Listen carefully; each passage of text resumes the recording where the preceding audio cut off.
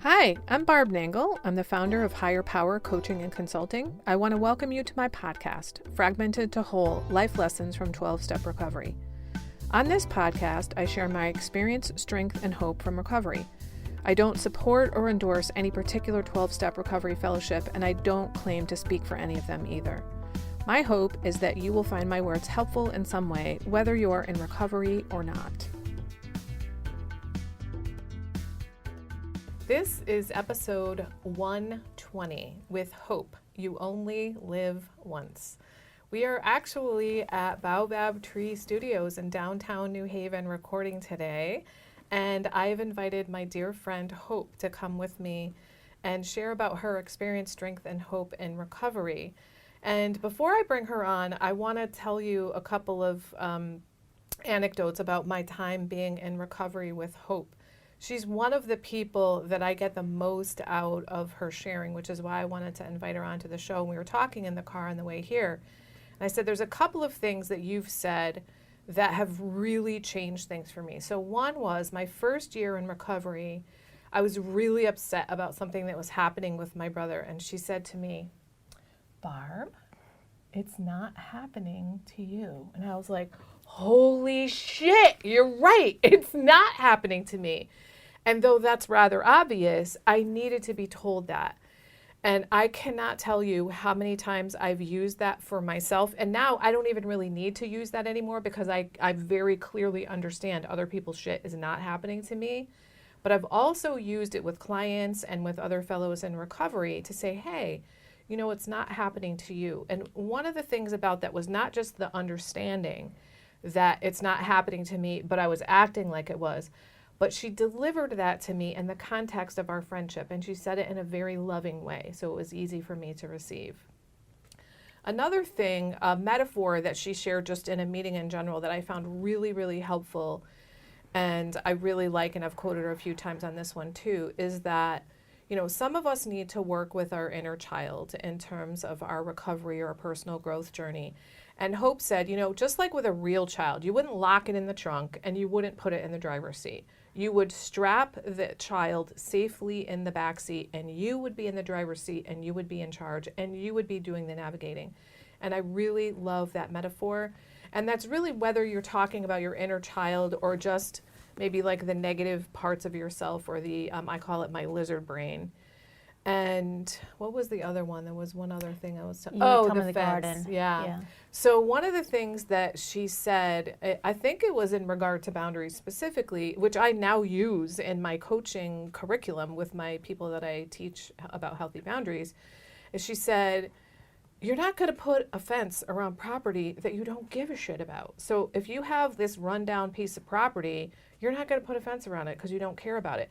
But if you put time into fixing up that property and you really take care of it, you're much more likely to put a fence around it.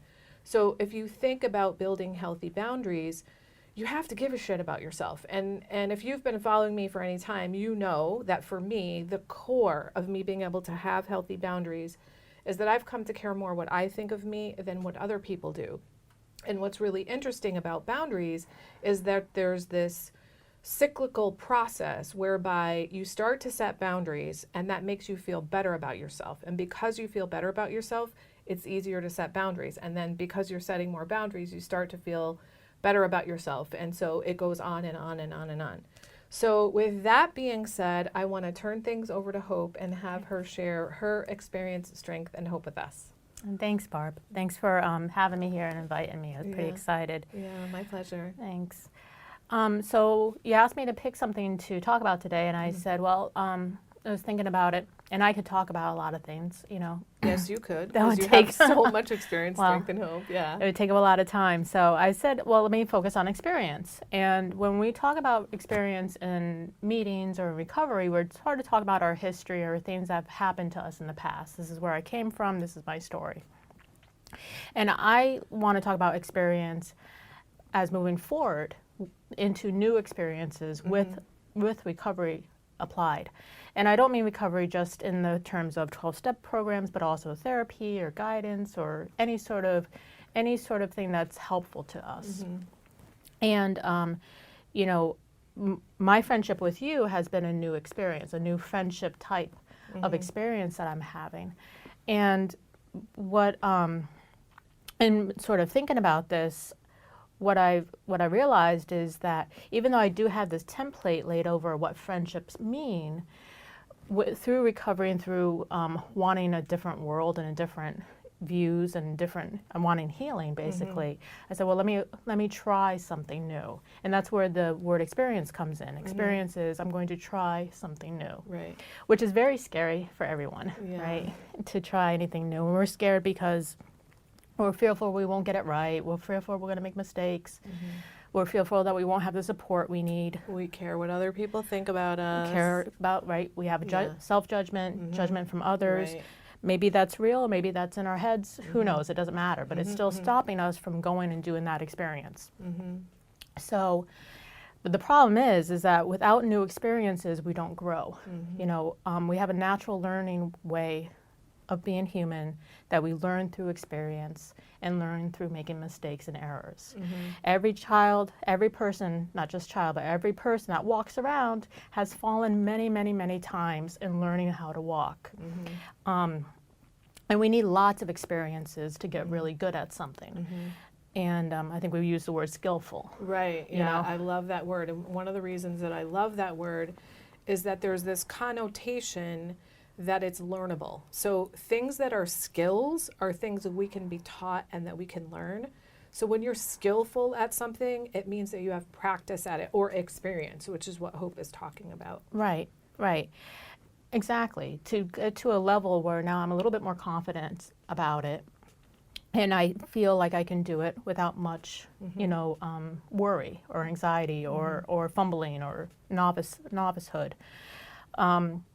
And we need lots of different experiences. We think about experiences in sort of like the job, you know, like my job experience, or my career, you know, whatever, or hobby experience. I get really good at building planes, perhaps.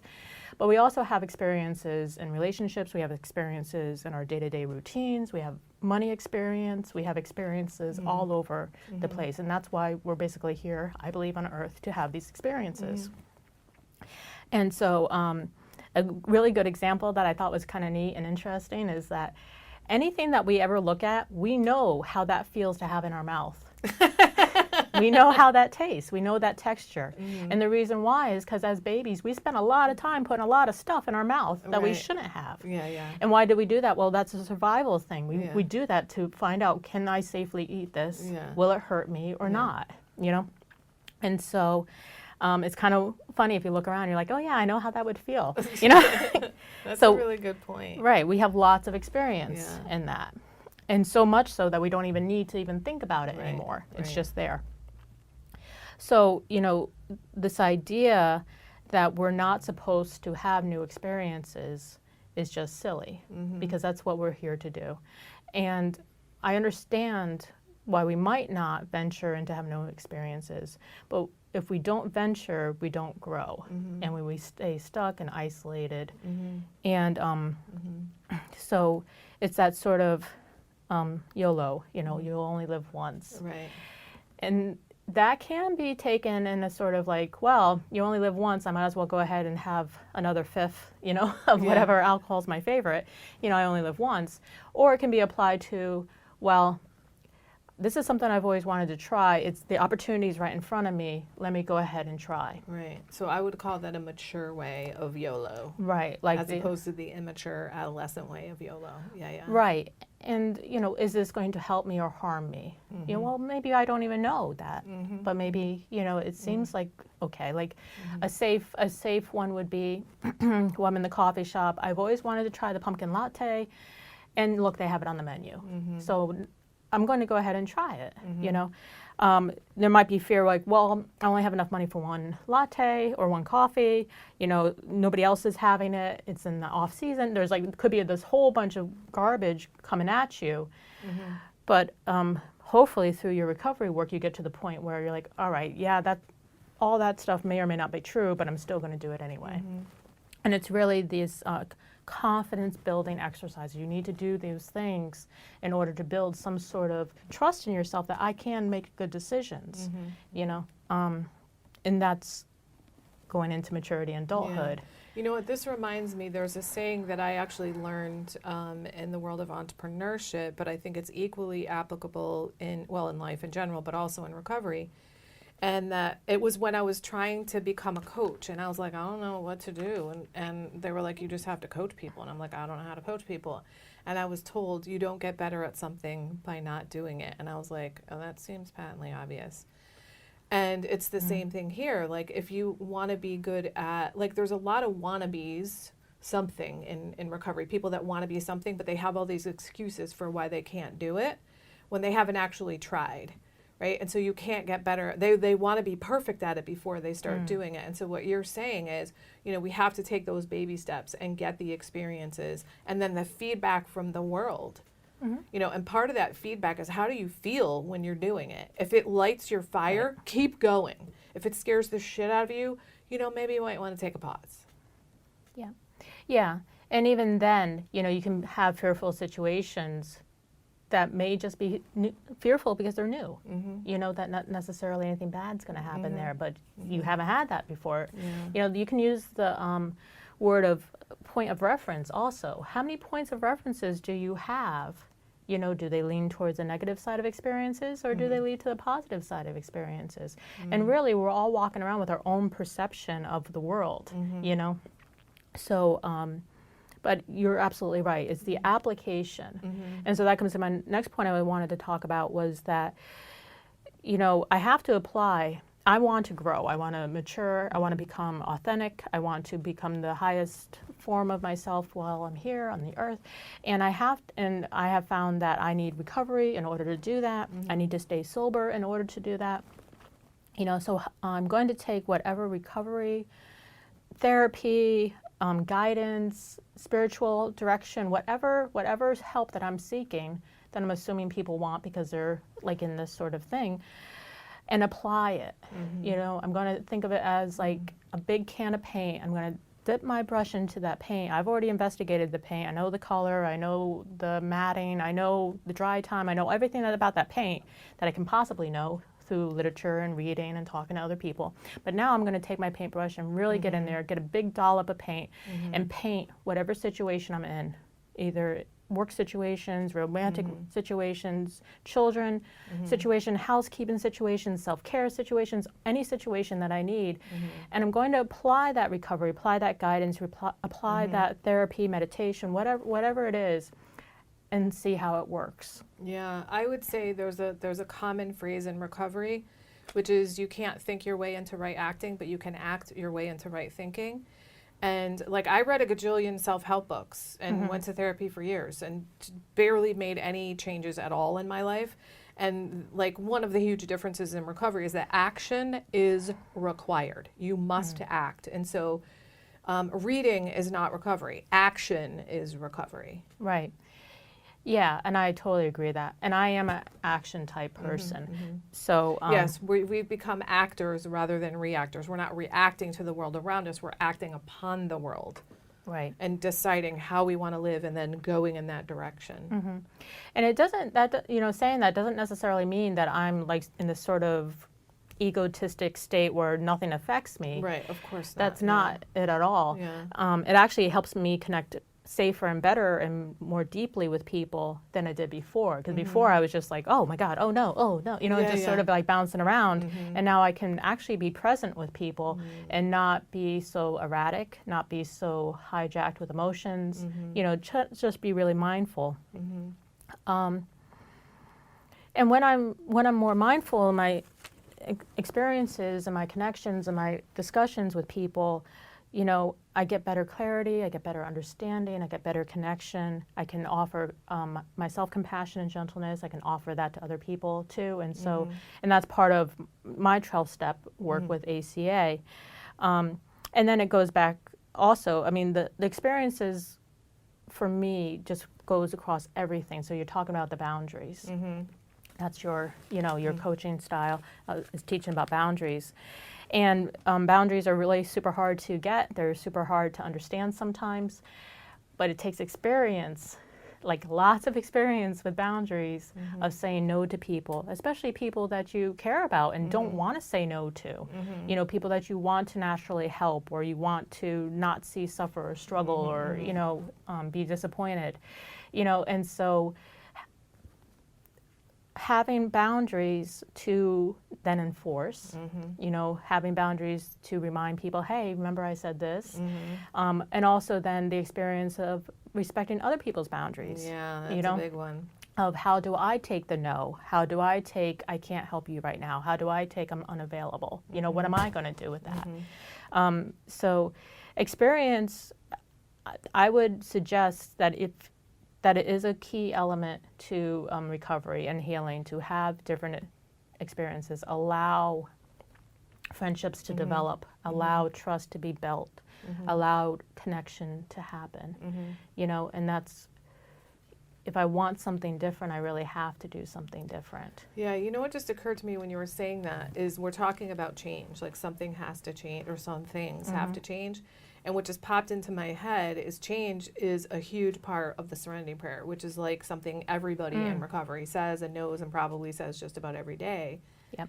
And, you know, it's the courage to change the things I can change. And I would say that need to be changed, because for most of us, a lot of shit needs to change.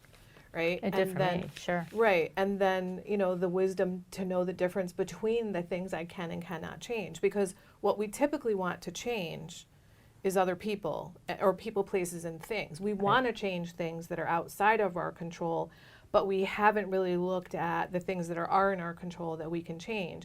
And what's interesting is once we start to get that and we start to make those changes, we see that all the other things around us change as well. And that's because, like, I love this metaphor of the dance, that if you're in a dance with someone and you change the steps, they've got to change the steps or the dance is over. Right? So if you start changing the way that you are, then by your responding differently to different people, something is changing in your relationship with them. Yeah. Yeah, and I was just thinking about this earlier, actually, and getting prepared to talk here. And a lot of times we go into recovery perhaps for other people. You know, we go in there to say, oh, I need help dealing with this, you know, person that's causing me all this trouble. I want my brother to change, or my sister, or my boyfriend, or my lover, or my, you know, my I cousin. want them off my case, so I'm going into this, you know, whatever the case is. But it's usually not self-driven. It's usually not because I'm so miserable and I can't take it anymore. Sometimes it is, you know, but, and then what turns around and through meetings and recovery and time, you realize, oh, geez, I'm really not going to change them. It's really me that has to change. Yeah, and you know, it's funny, the way that you just said that made me realize, like, for me, the biggest thing that I learned in recovery, the most important thing, is my part in things. In other words, what was I doing to either create chaos or dysfunction or exacerbate the existing chaos and dysfunction that was going on around me? And what I've learned is that in many, many, many scenarios in my life that were problematic, I was the problem. And so there's this process that I learned that I actually teach people too, that's called 12-stepping a problem. And it's where you take a relatively finite issue or problem and you apply all 12 steps to them using this worksheet. And I've probably done that a dozen times. And when I pull out 12-stepping a problem, it's because something is really, really a problem and very difficult for me.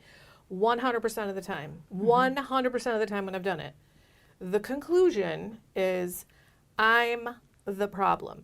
And I'm not saying I'm a bad person. I'm saying there was something about myself that I didn't see that either made this little tiny situation way worse or created the issue in the first place. And often for me, it's that I have an unrealistic expectation that somebody should be, do, say, think, have, whatever, something that they're not. And that's me, like, I want the world to be different than it is. Well, it's not. Right. You know? So hearing you say that, and you are able to 12-step the problem because you've done it, and you've done it, and you've done it, and you've done it. So the experiences, And, you know, I totally relate with that. Like, you know, you cook it all down, then You're I'm like, still "Damn standing. It's me. There's okay? me having those unrealistic Right. expectations Right. again. And then also, too, I think on a broader scale, sometimes society thinks you should be more experienced than you are. You know, what shame is, I should have already mastered everything. Oh, that's right. I haven't You heard know? that in a long time. I Right. love that. Right. And I mean, I hate it, but I love the acronym. Right. Yeah. Right. It's I hate shame. hate it. Ah. But, you know, I remember being a young mother and just feeling really overwhelmed, as most young parents do, and not having the experience of having children, not having the experience of how to be nurturing to other people, not really knowing how to be supportive, really not knowing how to do much. Well, and the backdrop of that is that you grew up in a super dysfunctional family, so that you Right. didn't have modeling of this is what nurturing, affirming parents with healthy boundaries do with their kids. True that. Yeah. Right, and thank you for that. And so yes, that is true. I didn't have the experience of being role modeled properly to, as a young mother, didn't have the experience of how to be a supportive, nurturing, you know, parent. Didn't really get that until late in the game when my kids were teenagers, and then sort of been called to task a little bit with young adults saying, hey, how come you didn't do this and this and this? Yeah. And I'm saying I was unexperienced. I was Yeah. totally unexperienced. And not to say that's an excuse, but it is that sort of thing where once you know better, you do better, you know? And we're called to task as humans to step up when we know, you know, when that light bulb of awareness goes on, to actually say, oh yeah, that's what it is. You know, make amends, say you're sorry for it, and correct your behavior, you know, as the amends to move forward differently. Yeah. Yeah. Yeah. But it's I encourage everyone to really stretch themselves, even if it's uncomfortable, you know, into different areas, even if it's just walking around your neighborhood that you're not too sure about, or trying different foods, or handling your money in a little different way, or, you know, whatever it is, to really expand on yourself the experiences that you have. Reaching out for help is another one too. Yeah, And that's actually, tough. when you said about the discomfort, I do want to say that there's really two different kinds of discomfort. So there's the discomfort that people put up with in terms of being like riddled with shame and guilt and caring so much what other people think. That's unhealthy discomfort. But then there's this discomfort that comes from stretching, from trying something new, from putting yourself in situations that you haven't been in before. And I would say, what's the end goal of the discomfort? Like, where are you trying to go with that? Like, if you're trying to people please with the discomfort, not good.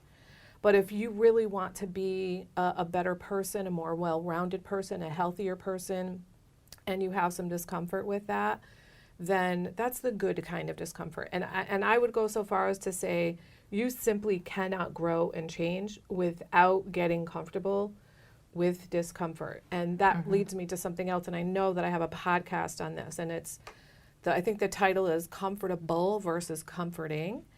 And I would say that for many of us in recovery, and you know, many other people too, that we do things that are super dysfunctional because they're, quote, comfortable, but they're not comforting.